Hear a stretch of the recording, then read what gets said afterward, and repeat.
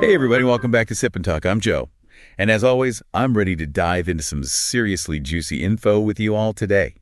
It's like we're mixing up a knowledge cocktail here. Strong stuff, but oh, so smooth going down. And I'm Sunny, your friendly neighborhood fact checker. I'll make sure we get all the ingredients right. Speaking of mixing things up, you know what's always a good blend? Travel whiskey and discovering awesome new things. You have to check out our friend Mickey's YouTube channel, Mickey to Life. Yeah, Mickey's the best. He's always got something cool going on. Welcome back, Sip&Talkers. It is so good to be sitting down at the table with you again. Oh, definitely. And I have to say, looking at today's topic, my coffee might need, like, a splash of something a little stronger today. Wait, really? Yeah, I mean, we are getting into some spicy territory. Oh, I see what you mean. Well, for everyone listening, if you remember episode 474... Oh, the fighting trolls one. Exactly. Fighting trolls, that's their favorite hobby. We talked about how, for some people online, picking fights is literally their main recreation. It's just a sport to them. Right. But we recently had a chat with a good friend of ours, a creator named Mickey, and hearing about his recent struggles made me realize we didn't really go deep enough last time. Yeah, that conversation with him was honestly kind of an eye-opener. Because as a creator, when you put a viewpoint out there, it's basically blood in the water. Oh, 100%. It's just this harsh mathematical truth of the digital ocean. You absolutely fundamentally cannot please everyone. It's impossible. As your audience scales up, the dissenting voices just scale with it. Exactly. But knowing that math doesn't actually make it hurt any less, Mickey knows the math, but he still gets emotionally drained by it. Which is so tough to watch. So today, we are pivoting.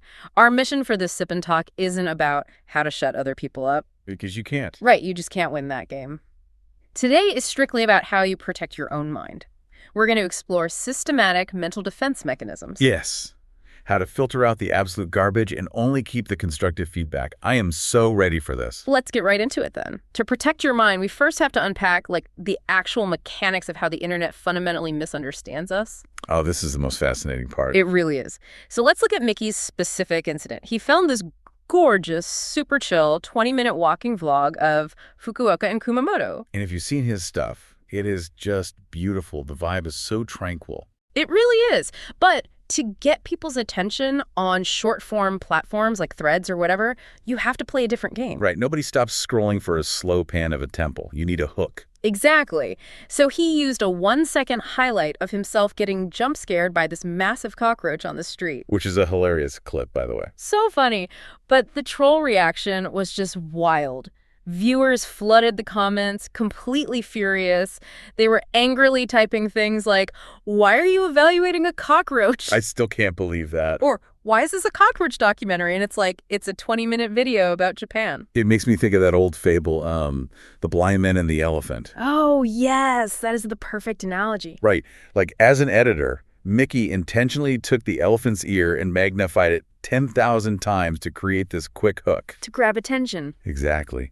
But people's attention scans are so completely fried that they look at this giant out-of-context ear and they aggressively point and scream, "This is a leaf. You're a liar." How dare you call this an elephant? Yes. And sociologically, we call this the context compression illusion. Ooh, context compression illusion. Break that down for me. So short-form platforms deliberately strip away all surrounding context. That 1-second cockroach clip is just an emotional peak. It's designed to be an entryway. A front door to the actual video. Right. But viewers use that peak to replace the entire narrative. They aren't actually critiquing Mickey's beautiful 20-minute vlog. Because they haven't even watched it. Exactly. They are reacting to a completely different, highly compressed version of reality that now exists exclusively in their own heads. Wow. So they build this whole fictional documentary in their minds based on 1 second of footage. Yeah. And then they get mad at the fiction they just invented. That is wild. But, okay, here's the thing that gets me. Even if we understand the context compression, why are they so incredibly angry? Like, why the intense moral outrage over a bug? Right. The leap from he got startled by a bug to you are a terrible person who judges insects is just a massive, heavy moral judgment. Where does that vitriol come from? Well, this is where it gets into something called low-cost moral positioning. Okay, I like the sound of that. When people are passively scrolling, they aren't looking for a nuanced, deep dialogue. They're looking to release their own internal emotional tension. Like they had a bad day at work and they just need an outlet. Spot on. They see a trigger, and their brain rapidly applies a super rigid moral framework to it, like you shouldn't judge living creatures. And then they drop that comment. Yes, and the second they do, they get this huge surge of psychological closure and moral superiority. And it costs them nothing. It's low cost. Man, that reminds me of that brilliant analogy from our chat with Mickey's producer. Oh, the porch one. Yeah. These trolls aren't actually critiquing the temple you built. They are just relieving themselves on your front doorstep. It's so gross, but so accurate. Like imagine someone walks up and drops a steaming bag of garbage on your porch. Do you open the bag, sit down, and try to debate the chemical composition of the trash with them? No. You don't analyze it. You don't say, well, actually, I think this wrapper is recyclable. Exactly. You just throw it in the dumpster. And that is exactly why getting into debates in your comment section is a total trap. They are outputting their own internal state. They aren't analyzing your work at all. They're just using you as a vending machine for a dopamine hit. Exactly. You are literally just the blank canvas they were projecting their terrible day onto. Okay, so if we know these comments are just emotional garbage on the porch, what is the actual actionable strategy here? Because you can't just ignore everything. Right. You don't want to become completely numb and ignore genuine feedback. How do you handle it? You need to adopt what we call the judge's bulletproof mindset. The judge's mindset. Okay, I have my gavel ready. How does it work? It is a strict 3-tier classification system for your comments. Tier 1 is constructive criticism. Think of this as the jury. Okay, so these are the people giving actual feedback. Right. It might be blunt. It might be like, hey, your audio was terrible in the first half, but it's good advice. You keep it, you learn from it. Even if it stings a little bit. Exactly. Then you have tier 2, which is emotional but harmless. Like the random inside jokes. Yeah, the inside jokes, the strings of emojis, or even just someone being confused. It's harmless noise. You just ignore it and let it be. Okay, which leaves the third tier. Tier 3 is pure pollution. This is the malicious, brainless, moralizing attacks. The garbage bag on the porch. Yes.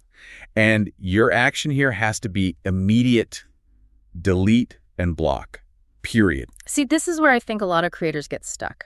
Because they feel super guilty about deleting comments. Oh, absolutely. They think it makes them look weak. Right. Or they think, oh, I can't handle criticism, I'm censoring people. Which is such a trap. You have to remember the broken window theory. Oh, from sociology. How does that apply to a comment section? Well, the comment section isn't some public execution square, right? It's a semi-private environment that you manage.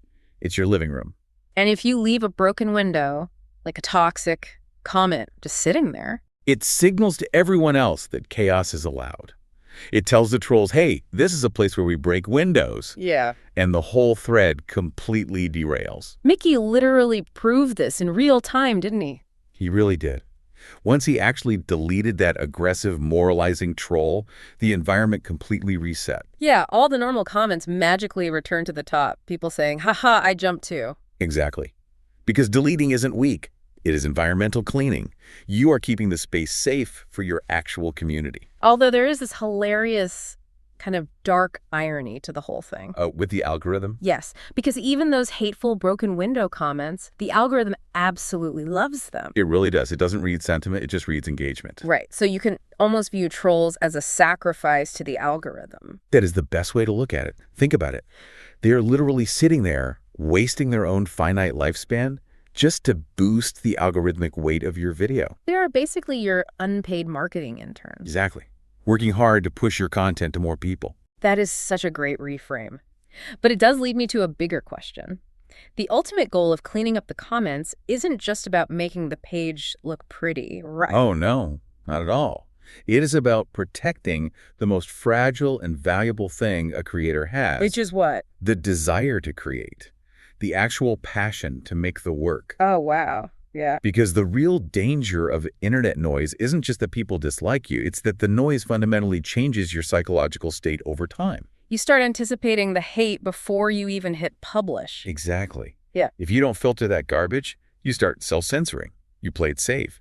You lose your unique voice because you're trying not to trigger anyone. And once you lose that passion, the content just dies. Exactly. You have to fiercely protect your creation desire. I always think about this in terms of an attention tax. An attention tax. Tell me more. Yeah, like every single comment you read, Every troll you mentally argue with while you're making coffee, it charges a tax on your attention. Oh, I totally feel that. It drains your battery. Right. So I use this thing I call the one-line rule. And I want everyone listening to try this. Before you engage with a comment, just ask yourself one question. Does this comment treat me like a human being? Wow. That is so simple but so profound. Right. If the answer is no, if they are talking to you like you're a punching bag or a cartoon character, do not pay the tax. Remove it. Block them. You do not owe them your mental energy. I love that so much. And honestly, we have to remind ourselves what having trolls actually means. It means you're doing something right. Literally. It means you have presence. If you have a distinct personality and a real viewpoint, it is mathematically guaranteed to make some people uncomfortable. It's the friction of moving forward. Exactly. The silent majority of your fans is always going to be vastly larger than the high-noise, angry minority. You just cannot let the loudest strangers become your internal standard of value. Phew. You know, just talking through this, I feel like my own heart just grew an extra layer of armor. Seriously, me too. It really brings us back to today's core theme, which is mastering the art of being kind to yourself. Being kind to yourself in a digital world that sometimes really isn't. Right. And for everyone listening, and honestly, I'm reminding myself here too, do not polish away your unique, sharp edges just to become this mediocre, perfectly round sphere that offends no one. A perfectly round sphere is boring. It doesn't roll anywhere interesting. Exactly. Your edges are what make you, you. That is so true. So spend your energy only on those who truly understand you and want to engage deeply. Don't waste it on the broken windows. Absolutely. And hey, Sip&Talkers, we want to hear from you. If you have any personal experiences with digital detoxing or your own mental protection strategies, drop them in the comments below. Yes, please do. And if you haven't already, make sure you subscribe to the Sip and Talk show. Hit that button. And we also have to give a massive shout out to Mickey's YouTube channel, Mickey to Life. You absolutely must check out his incredible Fukuoka and Kumamoto observation vlogs. They are a masterclass in visual storytelling. Just maybe skip the cockroach highlight if you're squeamish. All right, I want to leave everyone with one final, slightly provocative thought to mull over today. Ooh, lay it on us. The next time someone hurls a baseless, hateful comment your way, what if, instead of feeling hurt, you viewed them as a fascinating sociological specimen? Oh, I like where this is going. Like, just look at them through the glass and think, wow, what an incredible real-time example of a broken logical loop. Huh. Just a bug in a jar experiencing a context compression illusion. Exactly. Take your ego out of it, put your scientist hat on, and just observe the madness. Keep your peace intact. I love that. Protect your peace, everyone. Until next time, stay safe out there in the digital ocean. We'll see you on the next episode.